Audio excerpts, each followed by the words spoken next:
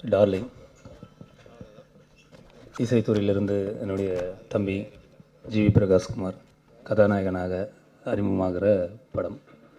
Pencil அவருடைய முதல் படம். இது அறிமுகமாகிற வெளியாகிற முதல் படம். நேற்று தான் வெயில் திரைப்படத்துக்காக அந்த உருகுதே மருகுதே பாடலுக்கான மெட்டுடன் ஜிவியை சந்தித்த நினைவு கண்முன் நிழலாடுகிறது. இந்த டார்லிங் ஜிவியும் நானும் சேர்ந்து பணியாற்றும் 40வது படம்.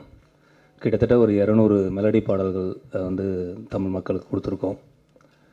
இந்த டார்லிங் பூஜை போட்டுறதுலேருந்து தொடங்கி இந்த ட்ரெய்லர், இந்த ப்ரெஸ் மீட் வரைக்கும் வெவ்வேறு காலகட்டத்தில் தம்பி ஜிவியை நான் சந்திச்சிருக்கேன்.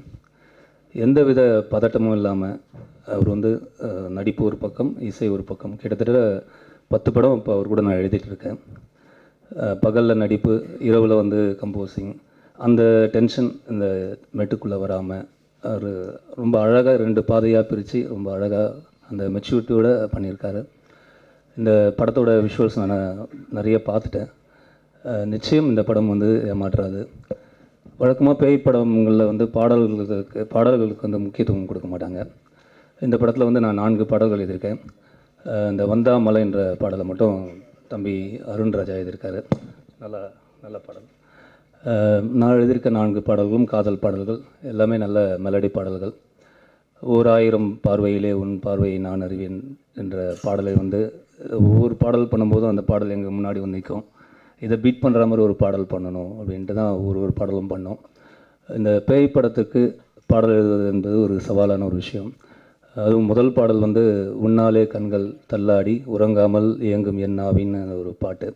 நீங்கள் வாய்ப்பு இருந்தால் அந்த பாட்டை கேட்டு பாருங்கள். உங்களை இறகாக மாற்றி காற்றுல கொண்டு போவோம் அந்த பாட்டு. அந்த பாடல் ஜிவி ஸ்டுடியோவில் எழுதும்போது ஜிவி சொன்னாப்புல, ஆனால் இதில் ஆவி இந்த மாதிரி சம்மந்தப்பட்ட வார்த்தைகள் வேணும்னு, ஒரு மாதிரி மிஸ்டிக்கலாக வேணும் பாட்டு, உங்கள் ஸ்டைலே மாற்றி பண்ணுங்க அப்படின்னாரு. கடைசியில் நீராவியை கூட விட்டு வைக்கல. உன்னாலே கண்கள் தள்ளாடி உறங்காமல் இயங்கும் என் ஆவி, உன் பார்வையில் ஒரு நீராவியாய் நான் ஆகிறேன்னு ஆரம்பித்து பௌர்ணமி நிலவுன்ட்டு எல்லா மெட்டஃபரையும் அதில் பண்ணியிருக்கோம். 4ம் ரொம்ப அருமையான மெலடிகளாக அமைஞ்சிருக்கு.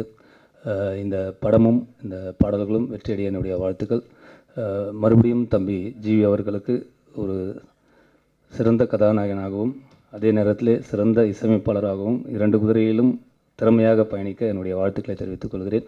தயாரிப்பாளர் அண்ணன் ஞானவேல் ராஜா அவர்கள் திறமையான கலைஞர்களை கண்டுபிடித்து படங்கள் எடுத்து கொண்டிருக்கிறார். அதே போல் நல்ல தரமான படங்களை வெளியிட்டு கொண்டிருக்கிறார். அவருக்கும் இந்த படம் வெற்றியடைய என்னுடைய வாழ்த்துக்களை தெரிவித்துக் கொள்கிறேன். நண்பர் சாம் ஆண்டன் என்ன சொன்னாலும் சூப்பர் சார் மட்டும்தான் சொல்லுவார் அவர்.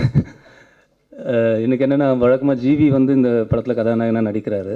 அதனால் நம்மளை பெண்டு எடுக்க போகிறாரு, நிறைய எழுத சொல்ல போகிறாருன்னு நினச்சேன் நான். நாங்கள் முதல் படத்தில் எப்படி வேலை செஞ்சோமோ, இந்த 40 படங்கள் எப்படி வேலை செஞ்சோமோ அதே மாதிரி தான். 2 பாட்டு வாட்ஸ்அப்லேயே அனுப்பிச்சேன் நான். நைட்டு 12 மணிக்கு. ஆனால் இப்போ தானே டியூன் பிடிச்சேன் அப்படின்னா, தம்பி வாட்ஸ்அப்பில் டியூன் அனுப்புங்க அப்படின்ட்டு 2 மணி வரைக்கும் வாட்ஸ்அப்லேயே லிரிக்ஸ் சொல்லி அப்புறம் பேசி சூப்பர்ண்ணே, இந்த வேறு ஆப்ஷனே வேணான்னு அப்படின்னாரு. ஒரு பாட்டு கேரவன்லேயே உட்காந்து 10 நிமிஷத்தில் எழுதணும். அதுதான் நீங்கள் பார்த்தீங்க. உன் பார்வை போதும் வானம் மேலே நிலவு தேவையில்லை, உன் சுவாசம் போதும் பூமி எங்கும் பூக்கள் தேவையில்லைன்ற அந்த பாட்டு. அதனால் எந்த டென்ஷனும் இல்லாமல் ரொம்ப கூலாக மிஸ்டர் கூல் ஜிவி. அதனால் அதுக்காகவே இந்த படம் வெற்றியடைய என்னுடைய வாழ்த்துக்களை தெரிவித்துக் கொள்கிறேன். நன்றி, வணக்கம்.